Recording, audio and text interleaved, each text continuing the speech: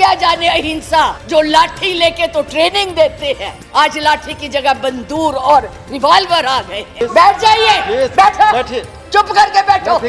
सुनो, किस राम राज्य की बात कर, किसको पूछते हैं आप? मंदिर बनाइए, जरूर बनाइए, लेकिन उनके आदर्शों को भी मानिए, उनकी बताई हुई बातों को भी मानिए। हिंदू राष्ट्र का मतलब क्या? टू नेशन थ्योरी का मतलब क्या? क्या मुसलमान दूसरे दर्जे के नागरिक हैं? सावरकर जी मानते होंगे हिंदू एक राष्ट्र है, जिन्ना मानते होंगे मुसलमान एक राष्ट्र हैं, लेकिन मैं पूरे होशो हवास में कह रहा हूं कि मैं नहीं मानता कि राष्ट्र धर्म के आधार पर बन सकता है। माननीय होम मिनिस्टर जी ने, गृह मंत्री जी ने कई बार कहा कि इस कानून का मुसलमानों से कोई लेना देना नहीं है। मैं एग्जैक्ट शब्दों का इस्तेमाल कर रहा हूं।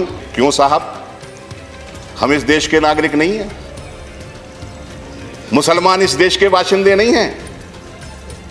इस देश के प्रियम्बल को घायल कर दिया जाए, इस देश के आर्टिकल्स को, अनुच्छेदों को घायल कर दिया जाए, और संविधान का जो सेकुलर फाउंडेशन है उसकी जड़ों को हिला दिया जाए, और फिर कहो कि इस कानून से मुसलमानों का कुछ लेना देना नहीं है, इसलिए मुसलमानों तुम अपने घर में रहो। क्या हम 2 नंबर के शहरी हैं?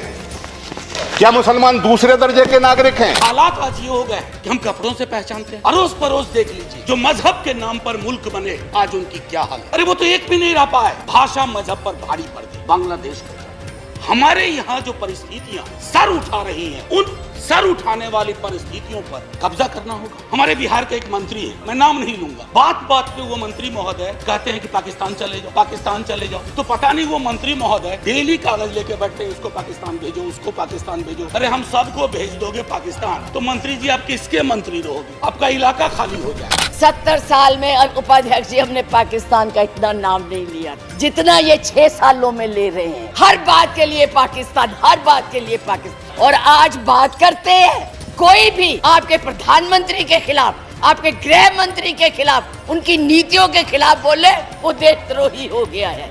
उनको जेल में डाल दो, उनको पकड़ लो। 6 साल के बच्चों को भी नहीं आप तो छोड़ रहे, आप क्या करेंगे?